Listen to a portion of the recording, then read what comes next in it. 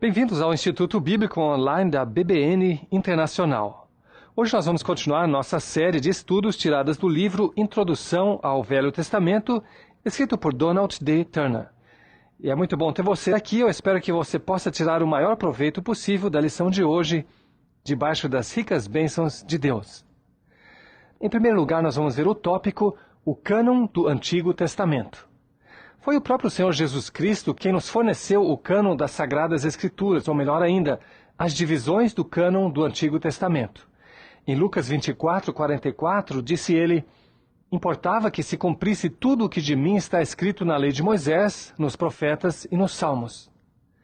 Essas palavras, quando comparadas com João 5:39, examinais as Escrituras, e são elas mesmas que testificam de mim, provam que Cristo considerava que a obra conhecida como as Escrituras está dividida em três partes: a lei de Moisés, os profetas e os salmos. Ponto A. O cânon hebraico.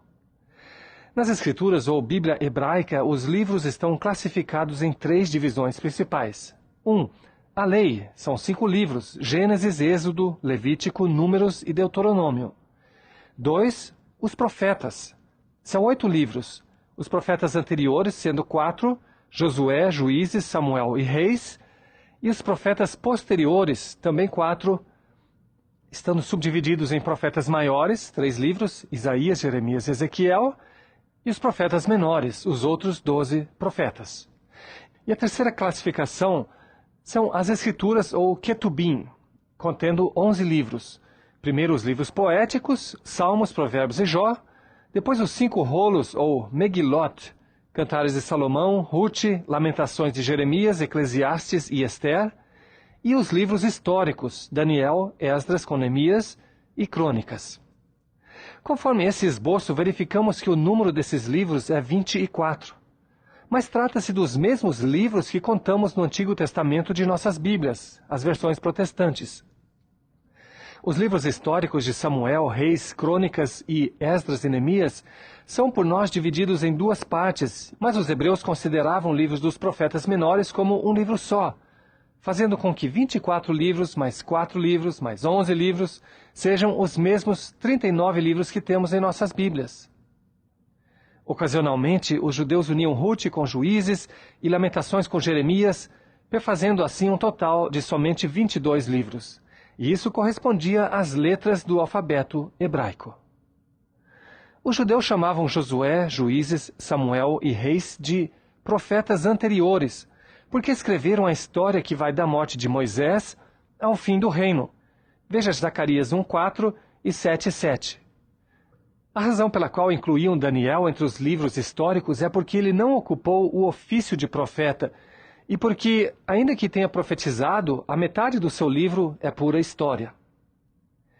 Quando o Senhor Jesus disse em Mateus 23:35, desde o sangue do justo Abel até o sangue de Zacarias, filho de Baraquias, a quem matastes entre o santuário e o altar, citados em Gênesis 4:8, primeiro livro do Antigo Testamento, e 2 Crônicas 24:20-22, o último dos livros da Bíblia hebraica, que era a que se usava naqueles dias por ainda não ter sido escrito o Novo Testamento, as palavras de Jesus tinham o mesmo sentido que a expressão por nós usada, de Gênesis até Malaquias. Dessa forma, Cristo nos assegura que o Antigo Testamento é o mesmo volume que ele chamava de Palavra de Deus e que tanto amava. Esse agrupamento dos livros sacros é que chamamos de cânon, e é definido como segue: os livros das Sagradas Escrituras aceitos pela Igreja Cristã como aqueles que contêm a regra autoritária da fé e da prática. Ponto B. O nosso cânon. Cada estudante deve aprender de memória os nomes dos livros do Antigo Testamento na ordem em que se encontram na Bíblia, com as divisões comuns de acordo com seu conteúdo, cuidando para que possa soletrá-los bem. Primeiro, Pentateuco, 5 livros, Gênesis, Êxodo, Levítico, Números e Deuteronômio. Segunda divisão, os livros históricos, Josué, Juízes, Ruth, 1 Samuel, 2 Samuel, 1 e 2 Reis, 1 e 2 Crônicas, Esdras, Neemias e Esther. 3. Os livros poéticos, Jó, Salmos, Provérbios, Eclesiastes e Cantares de Salomão. E por fim, os livros proféticos, os profetas maiores, Isaías, Jeremias, Lamentações, Ezequiel e Daniel, e os profetas menores, Oséias, Joel, Amós, Obadias, Jonas, Miqueias, Naum, Abacuque, Sofonias, Ageu, Zacarias e Malaquias. Como se vê, essas divisões estão de conformidade com o conteúdo dos livros, visto que pareceu melhor este arranjo aos compiladores como coleção mais prática que o arranjo hebraico. Nunca dizemos que a ordem dos livros é inspirada. Muitas vezes se diz que o Antigo Testamento tem 5 divisões, no qual caso os profetas maiores são considerados como uma divisão e os profetas menores como outra. A razão para essa diferença entre profetas maiores e menores não se deve a alguma diferença na inspiração, nem tem nada a ver com o tempo em que os livros foram escritos, nem tampouco com o seu conteúdo. Oséias e Zacarias, considerados profetas menores, têm cada um 14 capítulos, enquanto que Daniel, profeta maior, tem somente 12 capítulos. Mas é importante verificar que Daniel contém muito mais material, pois conta com 357 versículos, alguns dos quais bem longos, enquanto que Oséias tem somente 197 e Zacarias 210 versículos. Ponto C. Como foi formado o cânon? Como já temos visto, Jesus Cristo conferiu legitimidade a todo o Antigo Testamento. Fez citações de cada uma de suas divisões, porém nunca citou qualquer outro livro nem deu a entender que existiam outros livros inspirados. Sabemos que existiam muitos outros livros escritos na língua hebraica, dos quais cerca de 15 ou mais são mencionados no próprio Antigo Testamento. O livro dos justos em Josué 10:13 e 2 Samuel 1:18, o livro das guerras do Senhor em Números 21:14 e etc. Como, portanto, foram escolhidos aqueles 39 livros no meio de tantos outros? Como receberam sua autoridade canônica? Quem os compilou num só volume, ficando assim encerrado o cânon? De fato, houve outros livros em língua hebraica, alguns deles escritos ainda antes que houvesse livros canônicos, livros religiosos e, evidentemente, de conformidade com a lei de Moisés. Mas nem o idioma, nem a antiguidade, nem o tema, nem a moral dos mesmos provam sua canonicidade. A verdadeira prova é a sua inspiração, que será estudada mais tarde. Se Deus falou pelo Espírito por intermédio de algum escritor humano, então o tal livro é inspirado e útil para os propósitos de Deus. É palavra viva e vivificadora.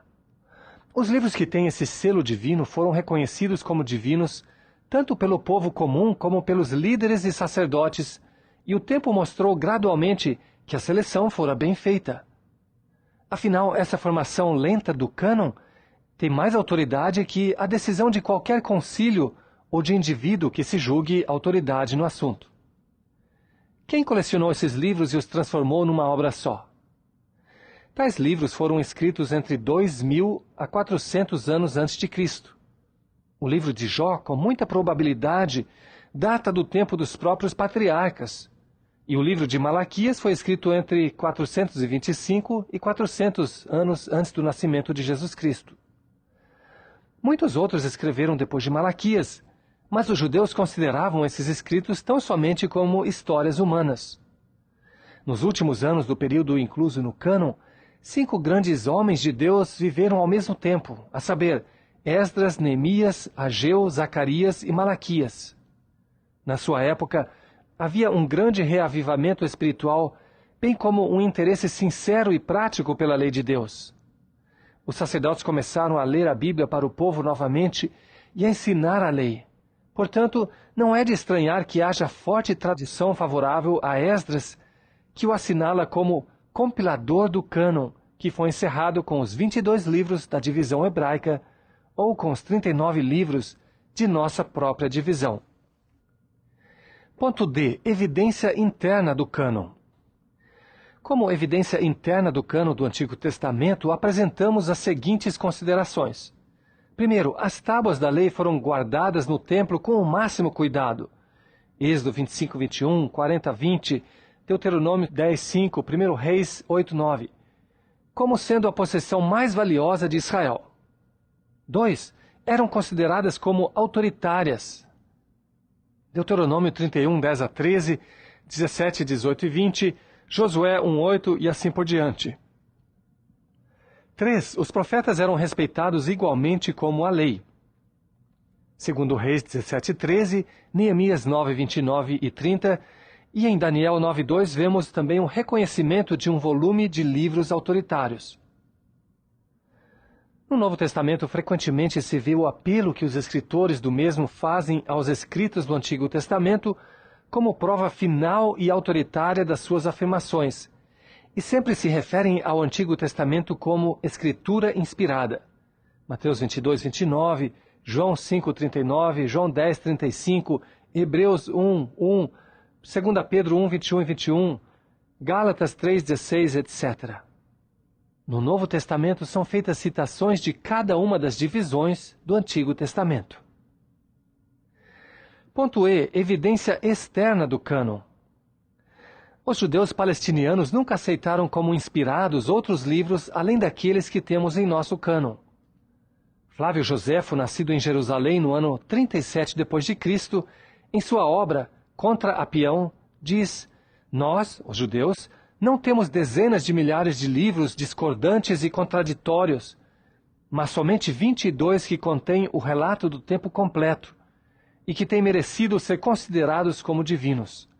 Desses, 5 são os livros de Moisés, que encerram as leis e as tradições desde a criação do homem até a sua morte. Da morte de Moisés até o reinado de Artaxerxes, sucessor de Xerxes, rei da Pérsia, os profetas que sucederam a Moisés escreveram 13 livros. Os 4 livros restantes são compostos de hinos a Deus e de conselhos para os homens na conduta dessa vida. Desde Artaxerxes até o nosso próprio tempo, tudo tem sido escrito, mas não tem sido considerado como digno de igual crédito com os que os têm precedido, porque a sucessão exata dos profetas cessou. Porém, a fé que temos depositado em nossos próprios escritos é evidente por nossa conduta, porque, embora se tenha passado tanto tempo, ninguém se tem atrevido a acrescentar-lhes ou tirar algo deles, ou a fazer qualquer alteração.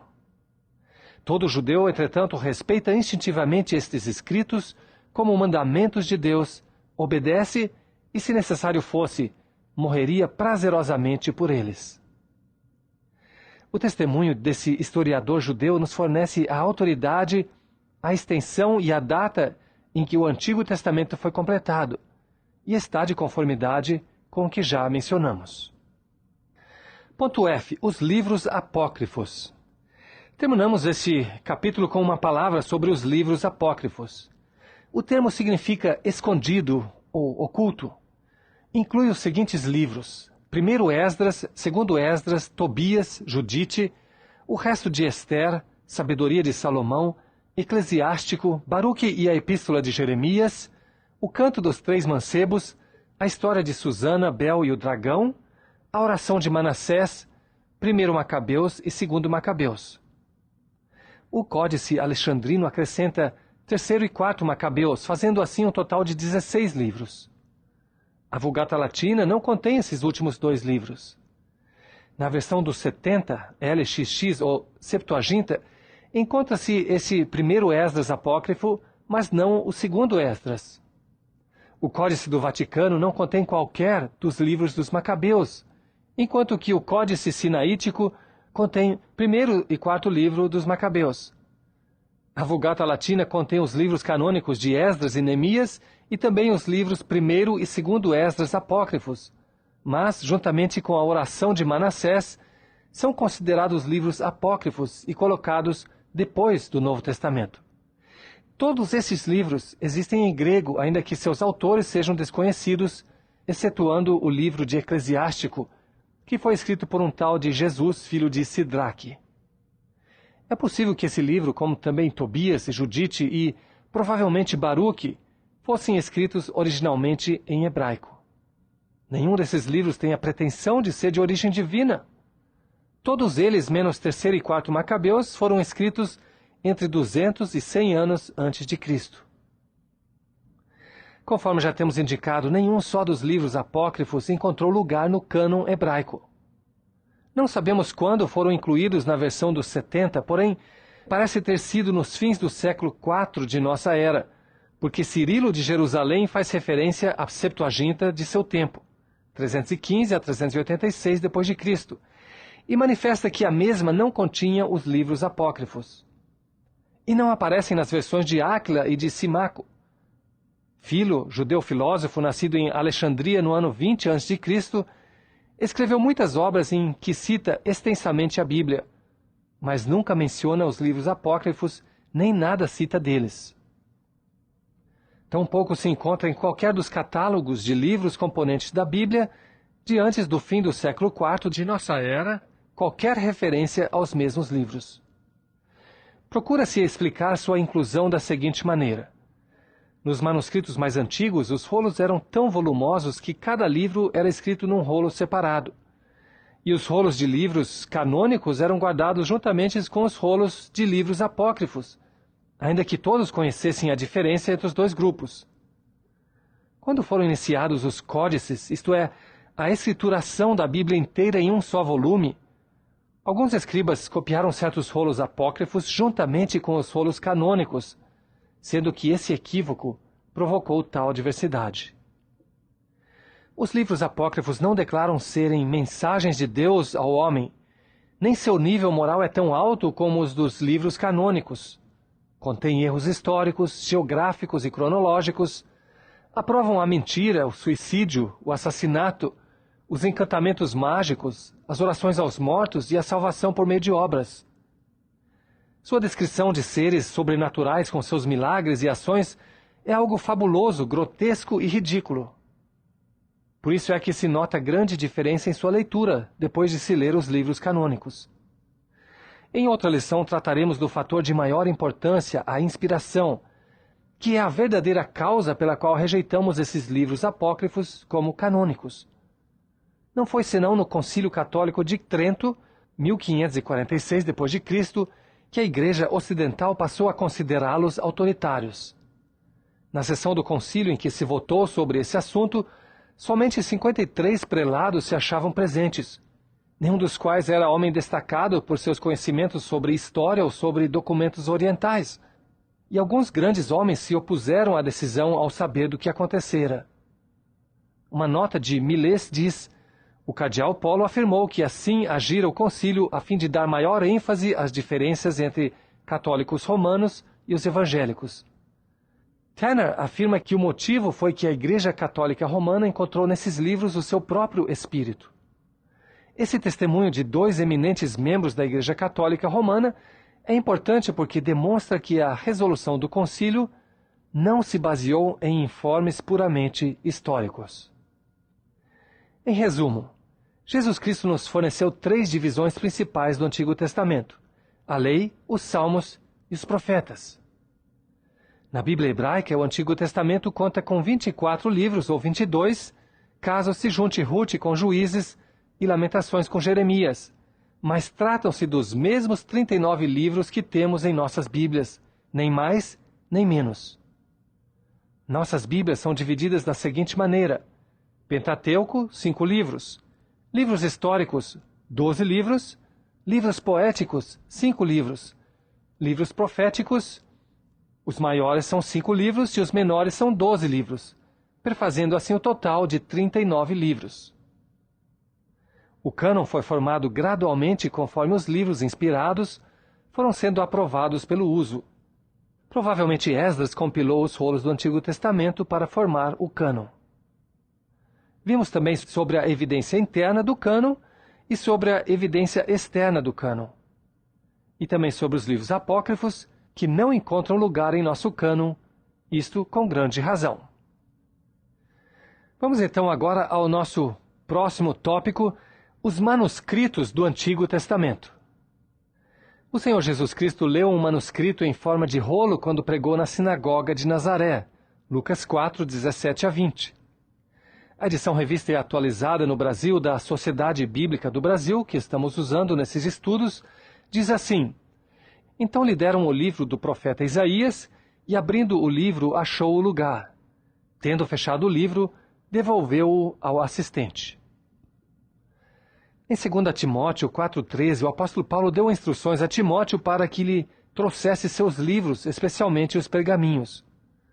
Os pergaminhos eram rolos feitos de peles de animais e eram usados para os manuscritos mais preciosos. E nesse caso, podemos estar certos de que se trata de rolos da Bíblia. Os manuscritos antigos. Os manuscritos, que na forma abreviada se escreve MS no singular e MSS no plural, são os rolos, pergaminhos ou livros escritos à mão antes da invenção da imprensa com tipos móveis, que foi inventada nos meados do século XV. Os manuscritos gregos em forma de livro também se chamavam de códices. Quando a Bíblia é traduzida para algum idioma, especialmente se traduzida do hebraico ou do grego para outro idioma qualquer, é chamada de versão. A preparação dos manuscritos do Antigo Testamento para serem usados nas sinagogas foi realizada com o máximo cuidado, segundo regras fixas que demonstram quão sagrada era a Bíblia para os judeus. Aqui vão algumas das regras que eles observavam. Primeiro, o pergaminho tinha de ser feito da pele de animais cerimonialmente puros e as peles costuradas umas às outras com cordões tirados de animais puros. E era um trabalho que devia ser feito por um judeu. Segundo, cada coluna tinha de ter não mais de 60 linhas e não menos de 48. A tinta tinha de ser feita segundo fórmula especial e era preta. O escriba tinha que copiar um manuscrito autêntico e nunca deveria escrever qualquer palavra de memória.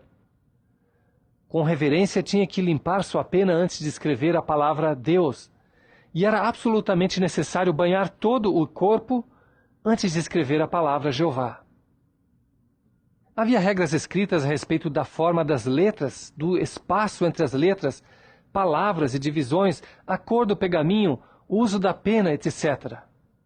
O rolo tinha que ser revisado dentro dos 30 dias seguintes depois de terminado, ou ficaria sem valor.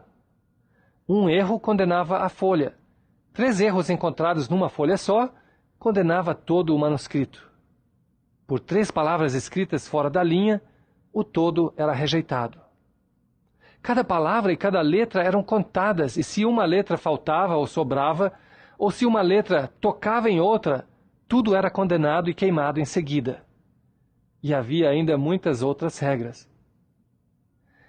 Todo o Antigo Testamento foi escrito em hebraico, com exceção de Daniel 2, 4 a 7, 28, Esdras 4, 8 a 6, 18, Esdras 7, 12 a 26 e Jeremias 10, 11.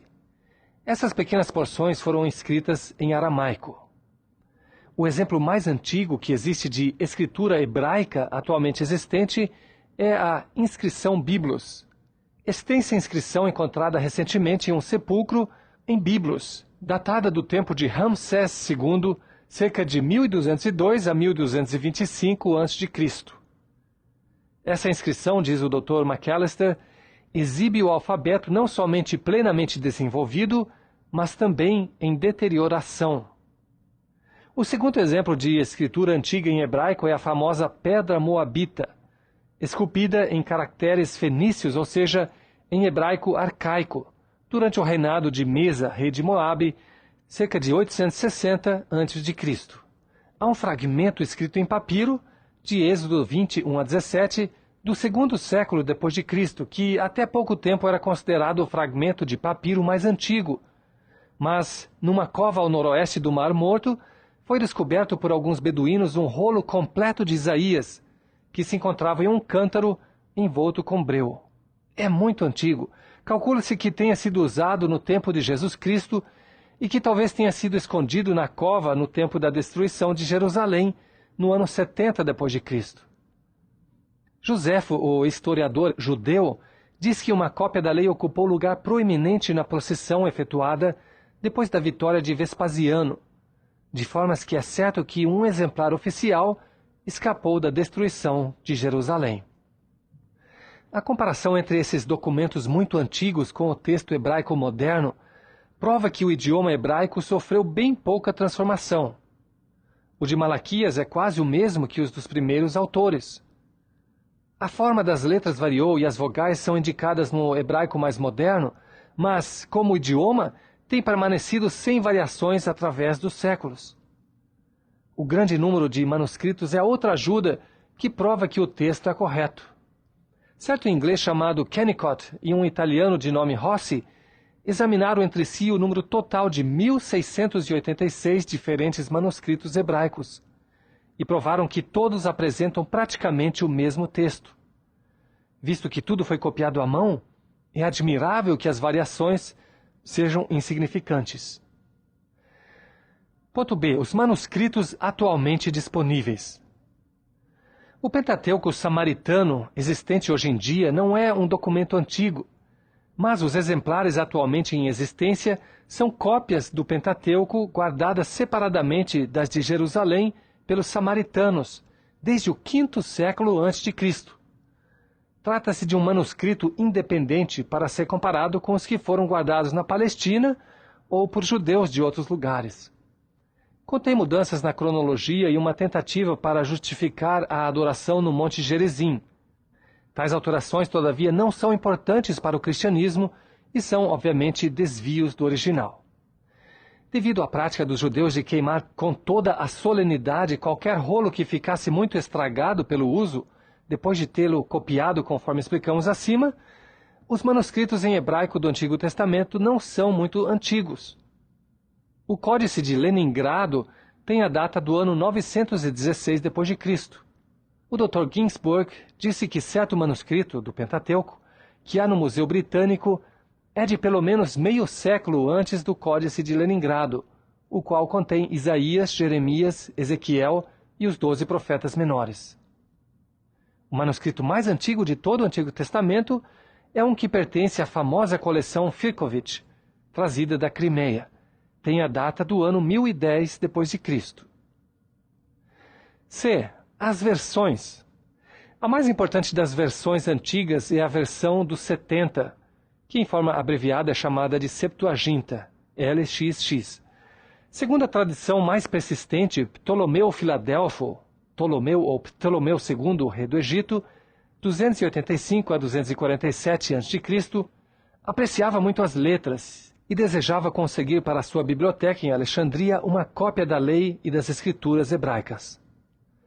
Solicitou de Jerusalém 70 anciãos eruditos, ou 72, segundo alguns, 6 de cada tribo, que fizessem a tradução das escrituras hebraicas para o grego em Alexandria.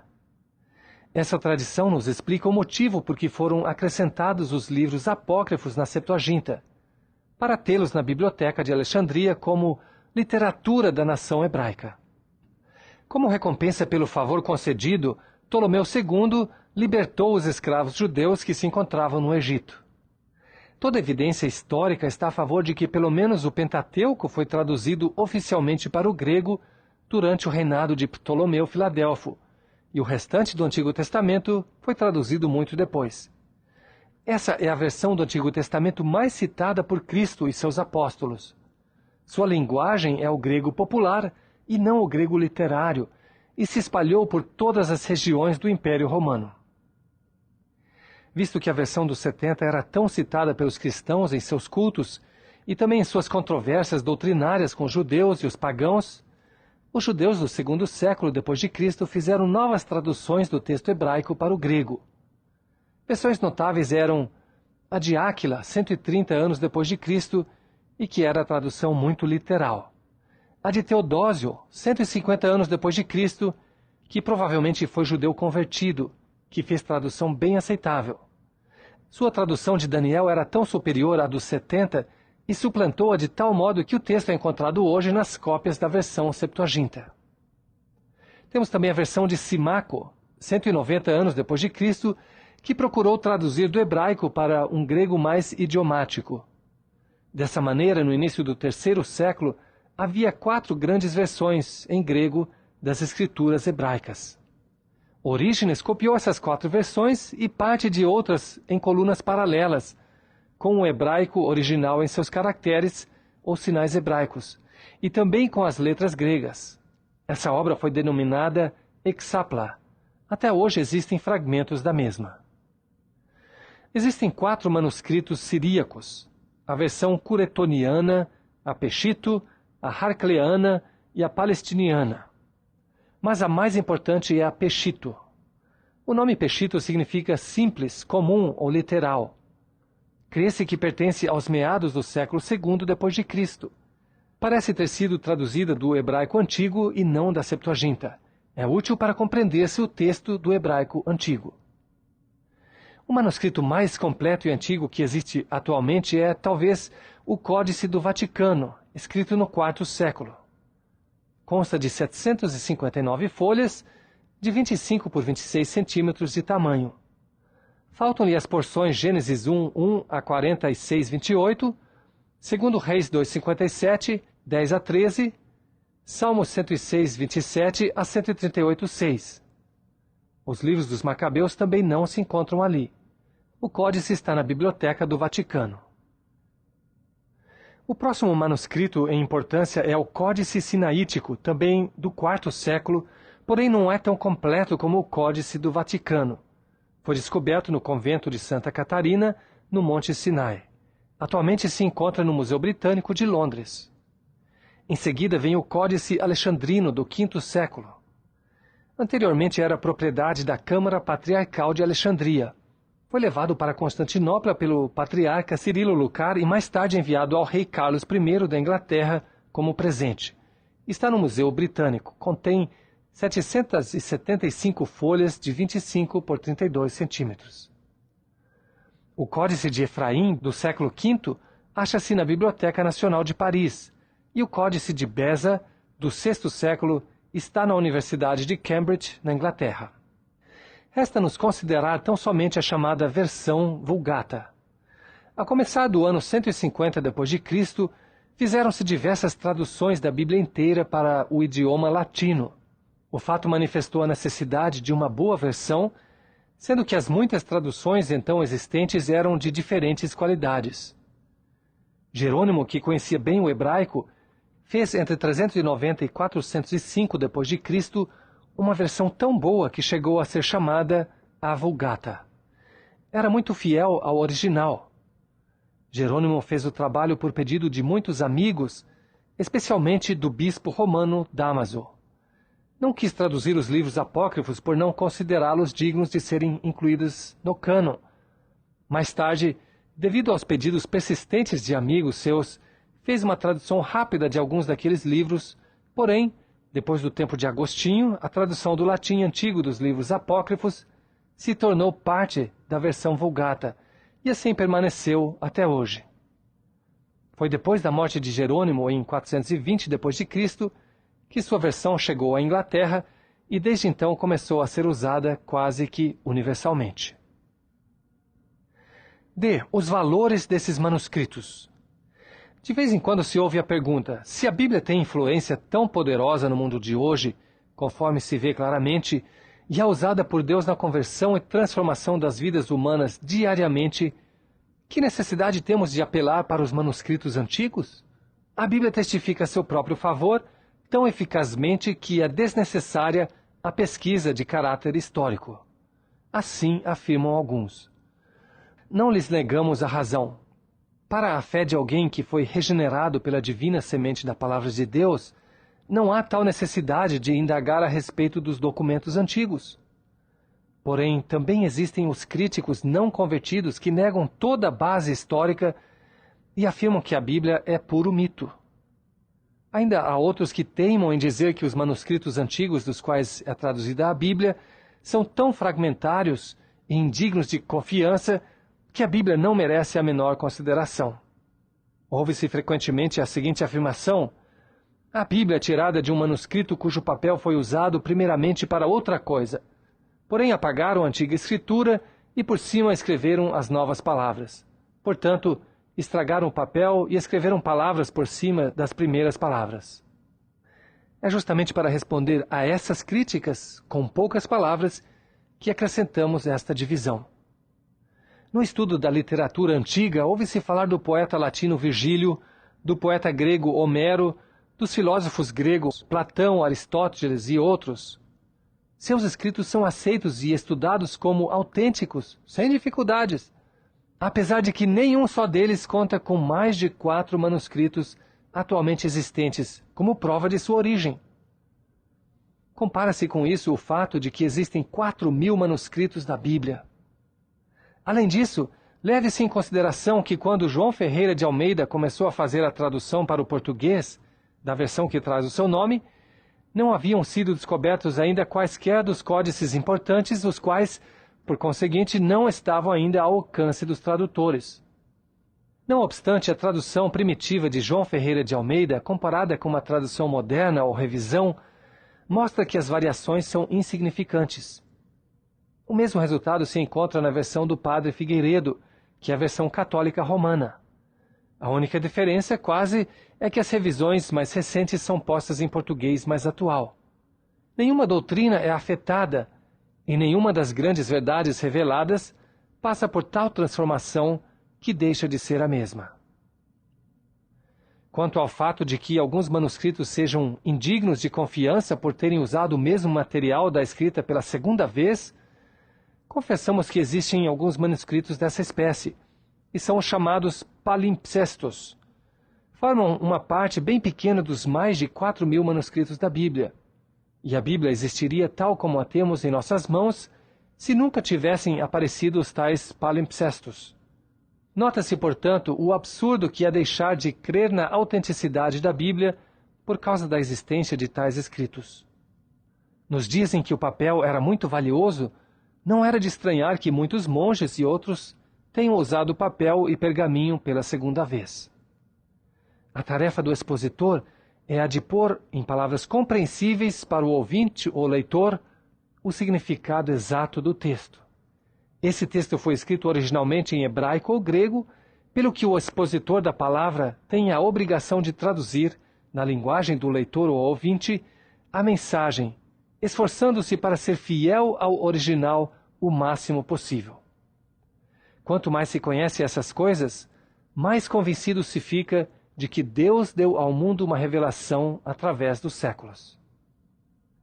O Antigo Testamento que Cristo usou tanto em suas pregações é o mesmo Antigo Testamento que possuímos hoje em dia, e é digno de toda confiança. Tal como ele disse, o Antigo Testamento é a palavra de Deus, e a Escritura não pode falhar. João 10:35. Em resumo, Jesus Cristo e os apóstolos usaram cópias do Antigo Testamento feitas à mão, em forma de rolos. Os manuscritos antigos são múltiplos e foram copiados à mão com o máximo cuidado pelos judeus. Os manuscritos atualmente existentes incluem o Pentateuco samaritano, os códices do Vaticano, Sinaítico, Alexandrino, de Efraim, etc. As versões importantes são a dos 70, a Siríacas Curetoniana, Peshito, etc., e a Vulgata Latina. Esses manuscritos são tão numerosos e semelhantes entre si que é absurdo rejeitar a Bíblia por motivo de achar que não possui autenticidade literária. Muito obrigado por participar dessa lição aqui no Instituto Bíblico Online da BBN Internacional, e eu espero ter você de volta aqui para a próxima lição.